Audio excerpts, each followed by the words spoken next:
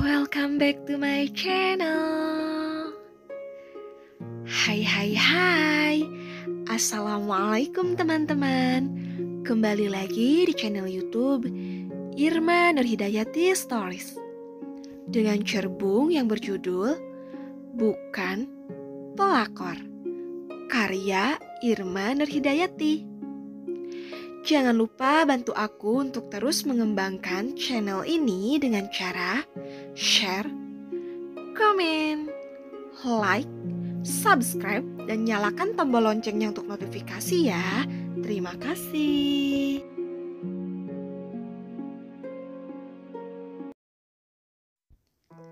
Hampir seharian ini aku tidak keluar dari rumah. Aku tengah fokus mempelajari tutorial cara make up yang cantik dari YouTube. Semua alat make up yang dibutuhkan sudah kubeli, hanya saja mempraktikannya yang belum kupahami. Jika sepintas melihat dari tutorial-tutorial yang mereka berikan, sepertinya tampak mudah dan hasilnya sangatlah memuaskan. Hanya saja pas kupraktikan, kenapa wajahku jadi seperti badut? Berulang kali kuhapus dan pasang make up. Berulang kali juga aku kecewa dengan hasilnya. Sepertinya aku tidak handal dalam hal tersebut. Aku langsung buru-buru menghapus make up di wajah saat mendengar pintu diketuk oleh seseorang. Entah siapa yang bertamu. Dia sudah mengganggu waktu ritualku saja. Aku mendekatkan wajah ke cermin, memastikan kalau wajahku sudah benar-benar bersih dari make up. Semakin lama, ketukan itu semakin terdengar keras. Bahkan sangat mengganggu pendengaran. Tamu itu benar-benar tak beradab dan tidak ada sabar-sabarnya sama sekali. Dengan perasaan kesal, aku langsung membuka pintu. Tampak lelaki bertubuh atletis tengah berdiri membelakangiku. Maaf, mau bertemu dengan siapa? Kenapa cara Anda mengetuk pintu tidak ada sopannya sama sekali? Apakah Anda tidak pernah memakan bangku sekolah? Lelaki itu masih membelakangiku. Kedua tangannya ia masukkan ke dalam saku celana. Merasa tidak ada respon, aku berniat untuk menutup pintu itu kembali. Namun, tiba-tiba lelaki itu berbalik dan menahan pintunya. Seketika aku terkejut.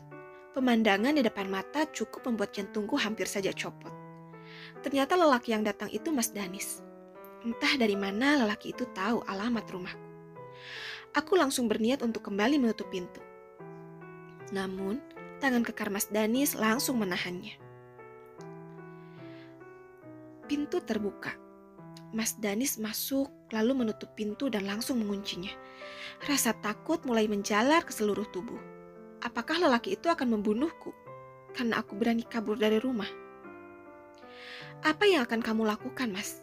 Jangan macam-macam, atau aku akan berteriak sekencang mungkin agar tetangga-tetangga di sini mendengar. Lalu datang ke sini untuk mengusirmu. Ancamku untuk menutupi semua rasa ketakutanku. Kalau kamu berani, coba saja berteriak. Namun sekalinya berteriak, aku akan langsung membungkamnya dengan bibirku. Ku mencibik kesal. Lelaki itu malah berbalik mengancamku. Tuhan, mengapa aku harus bertemu dengannya lagi? Apa maksud kedatangan Mas Danis ke sini? Dari mana Mas tahu alamatku? Tanyaku mencecarnya. Lelaki itu saja tahu di mana tempatmu bersembunyi. Apalagi aku yang masih berstatus sebagai suamimu. Tentu aku tidak akan tinggal diam jika istriku didekati pria lain. Aku tersenyum kecut. Kamu sekarang mengakui kalau aku ini istrimu, Mas. Selama ini kamu kemana saja? Bukankah bagimu pernikahan kita hanya sebagai status saja? Mas Danis langsung menarikku ke dalam pelukannya. Tubuh lelaki itu bergetar hebat. Mungkinkah lelaki itu tengah menangis? Aku berusaha untuk melepaskan diri dari pelukan Mas Danis. Namun tenagaku tidak sebanding dengan tenaga yang dimilikinya. Biarkan sejenak aku seperti ini, ucap Mas Danis seraya terisak. Kenapa kamu menangis? Oh, jangan-jangan Mas baru saja diselingkuhin ya? Kalau benar, aku ucapkan ikut berbelasungkawa deh.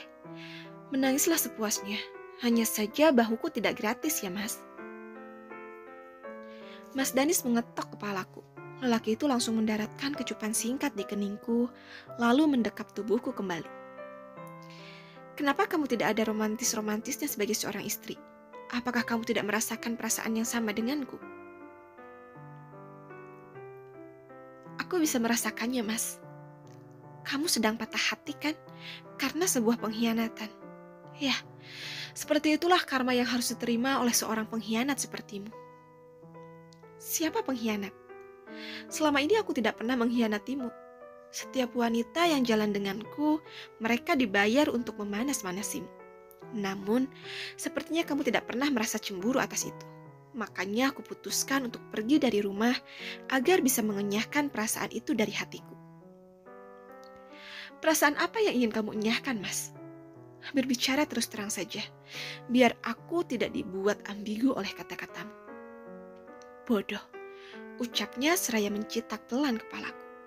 Lelaki itu berjalan menuju ranjang, lalu berbalik ke arahku. Apa yang sedang kamu lakukan? Mengapa tempat tidurmu kotor sekali?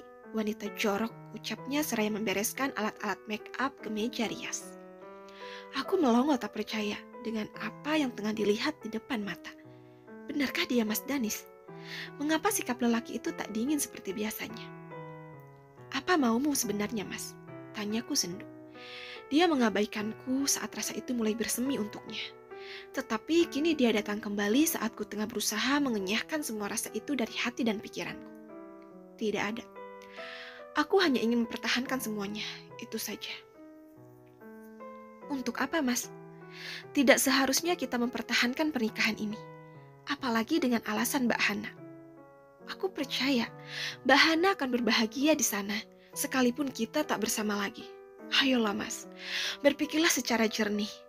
Mungkin dengan perpisahan ini kamu akan menemukan seseorang yang bisa membantu move on dari Mbak Hana. Please, jangan menyiksa dirimu sendiri seperti ini. Tiba-tiba Mas Danis menarik leherku ke arahnya. Bibir kami saling bertemu. Tanpa meminta izin terlebih dulu, lelaki itu langsung melumat bibirku. Apa yang kamu lakukan, Mas?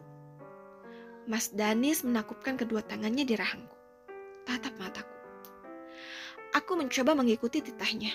Ku tatap mata lelaki itu dengan lekat. Namun tak kutemukan apapun di sana. Apakah kamu tidak bisa melihat cinta di dalamnya? Aku mencintaimu, Naura. Bahkan sudah sejak lama aku merasakannya. Aku telah dikalahkan oleh ucapanku sendiri. Please, jangan pernah pergi lagi dariku. Aku tidak sanggup berlama-lama tanpamu. Lelaki itu mendekapku. Terdengar Mas Danis kembali terisak. Entah apa yang tengah merasukinya. Apakah dia yang sedang mengigau atau aku sendiri yang sedang bermimpi? Entahlah, masih butuh waktu untuk membuatku sadar kalau semua ini hanya mimpi atau benar-benar nyata.